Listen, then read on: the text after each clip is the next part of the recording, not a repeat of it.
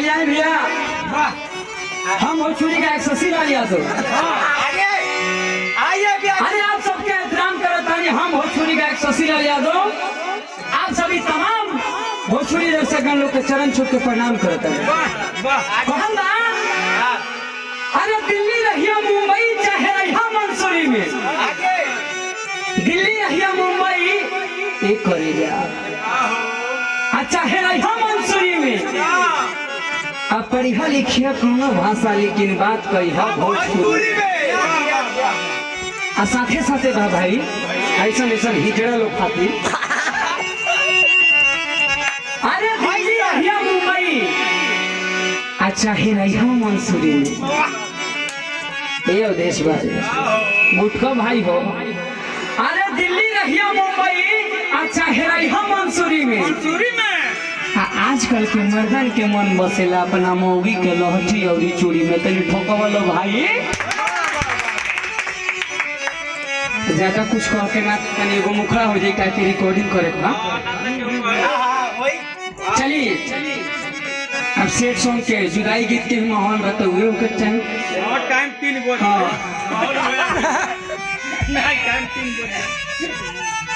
एगो लड़की एगो लड़का से बड़ी बेपनाह प्यार करती है। अच्छा लड़कियों पूरा करता भैया तापमान दही और दूध मिला के। एक दिन के बाद बा कि लड़कियां मिली आवती है बांसवारी में, अब पाजा में पकड़ के कहती है ये राजा अरे देखो ना हमार बाप ना तारी तो हमार शादी तय कर दे।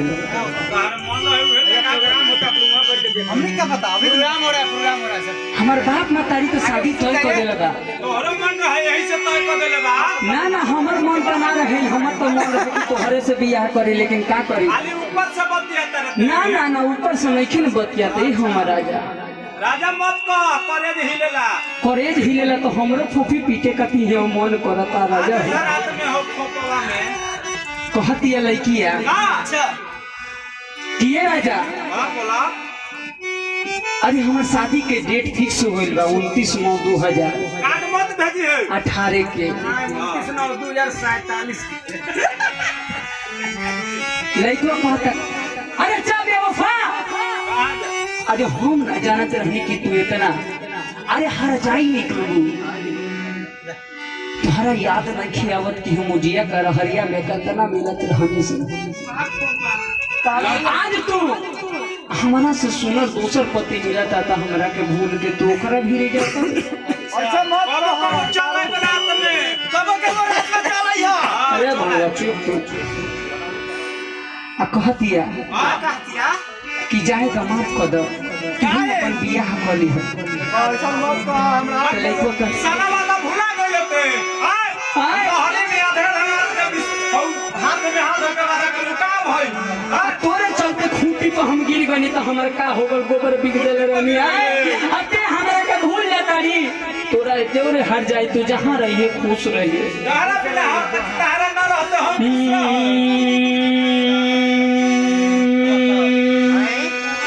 जियब के कारा सहारे अब हम हो चली जाइबू तू तया सो ससुरा।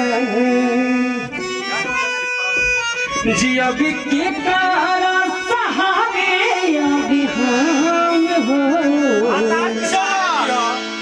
चली जाइबू तू तया सो ससुरा।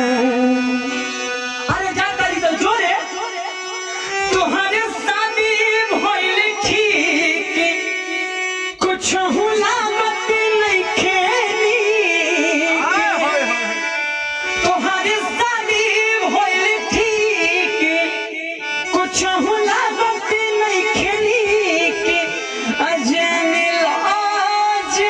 ला दिल के हाल।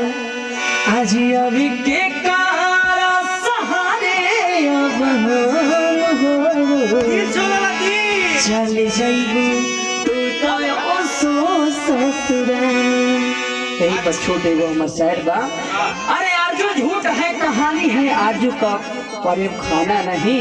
और खुश जो रहना है जिंदगी में तो कभी किसी लड़की से दिल लगाना नहीं। तुम ठोकर दो भाई। लखन सिंह बताओ, जब ते बात कह दिले हमारा दिल में वो प्यार न रहे तो प्यार जगैले काहे? हमारा दिल में केहू खातिर प्यार न रहे वो प्यार जगैले काहे? नींद और चैन हमारे भगैले काहे? जब दूसरा के साथ ससुराल जाही के रही तो हमारा से प्रेम लगैले काहे?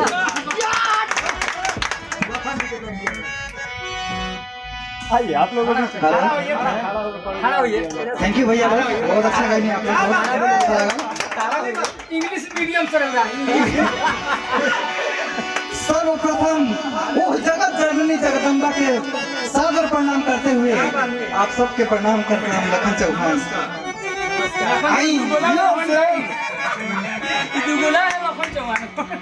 एगो गरीब भक्त के दरबार में बाई पहुंच जाता है।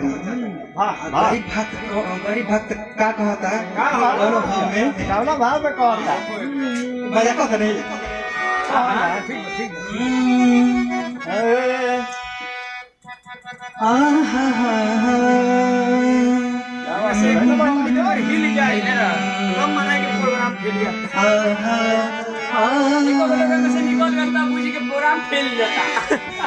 देखी नैना से रूप हम जुड़ाई गईनी हो, दुख गम सब हम भुलाई गईनी हो।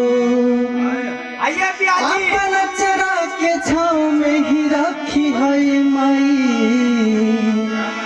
अधन भाग बटे दर्शन तोहर पाई गईनी हो। आई भैया क्या कहेगा?